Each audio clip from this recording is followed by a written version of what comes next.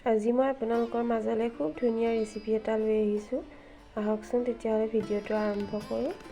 আৰু মই আগতে মচুৰ দালি অলপ ভিজাই থৈ দিছিলোঁ আৰু এইখিনি এতিয়া এনেদৰে মিক্সিৰ বাতি এটাত দি দিছোঁ। লগতে নহৰু আৰু জলকীয়া অলপ দি এনেদৰে মই মিক্সিত গুড়া কৰি লৈছোঁ।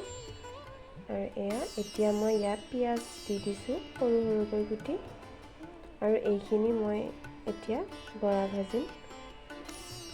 আৰু তাত মই হালধি আৰু নিমখো দি এনেদৰে মিক্স কৰি লৈছোঁ।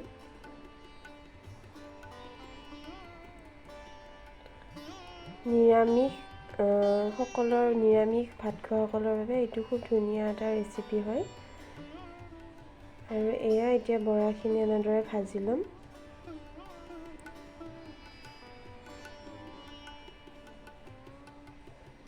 অলপ কাঢ়াকৈ ভাজিব।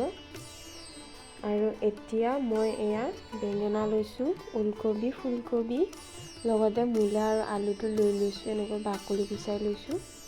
আৰু এতিয়া মই বেঙেনাটো এনেদৰে কাটি লৈছোঁ।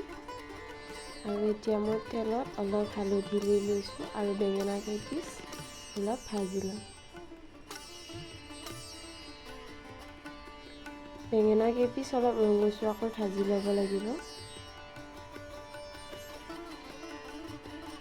আৰু আপোনালোকে যদি মোৰ ভিডিঅ'টো চাই ভাল পাইছে তেনেহ'লে নিশ্চয়কৈ লাইক কৰিব বুলি আশা থাকিলে। আৰু বেঙেনাখিনি ভজা হোৱাত মই এনেদৰে এখন বেলেগ প্লেটত উঠাই লৈছোঁ।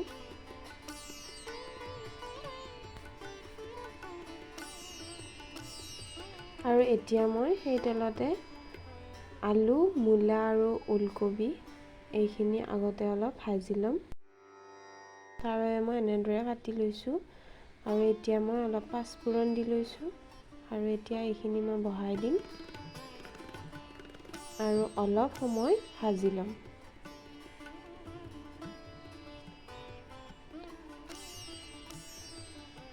খুব চিম্পুল হয় ৰেচিপিটো, কিন্তু খাবলৈ খুব ভাল লাগে।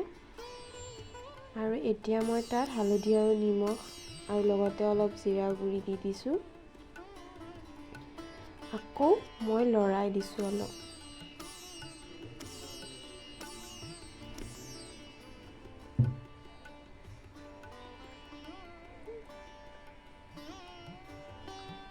পাঁচ মিনিটমান সময়ৰ বাবে এইখিনি ভাজি থাকিব লাগিব। আৰু এতিয়া মই জলকীয়া 4টামান বটি থৈ দিছিলোঁ, সেইখিনিও তাৰ লগতে দি দিছোঁ। আৰু অলপ সময় আকৌ ভাজিম যাতে জলকীয়াৰ গোন্ধটো নাইকিয়া হয়, সেইবাবে।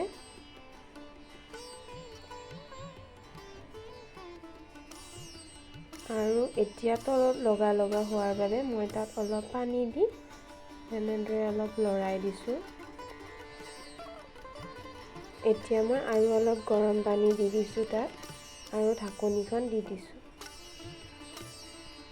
7 মিনিটমান সময় বা 10 মিনিট সময়ৰ বাবে ঢাকনিখন দি থৈ দিব। আৰু উঠাই দিছোঁ। আৰু এতিয়া পানীখিনি চুহা মাৰিছে, আকৌ লৰাই দিছোঁ অলপ। তাৰপিছত এইবাৰ মই অলপ পানীটো অলপ বেছিকৈ দি দিম। আৰু উতলি অহাৰ পিছত মই ভাজি থৈ দিয়া বেঙেনা কেইপিচ তাত দি দিম। আৰু এইখিনিও অলপ সময়ৰ বাবে এনেদৰে থৈ দিম ঢাকনি মাৰি।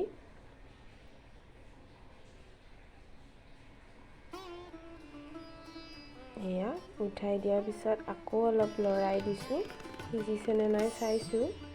তাৰপিছত মই ভাজি থৈ দিয়া বৰাকেইটাও তাত দি দিম আৰু 5-7 মিনিট সময়ৰ বাবে আকৌ উতলিবলৈ দিম। আপোনালোকে মোৰ চেনেলটো ছাবস্ক্ৰাইব কৰা নাই যদি ছাবস্ক্ৰাইব কৰিব, তেতিয়াহ'লে আগলৈও মোৰ এনেধৰণৰ ভিডিঅ'বোৰ পাই থাকিব। আৰু হোৱাৰ পিছত দেখিছেনে ইমান ধুনীয়া লাগিছে, কালাৰটোও ভাল হৈছে আৰু খাবলৈ খুব ভাল হয়। আৰু লাষ্টত মই অলপ ধনিয়াৰ পাত দি দিছিলোঁ। ভিডিঅ'টো চোৱাৰ বাবে ধন্যবাদ।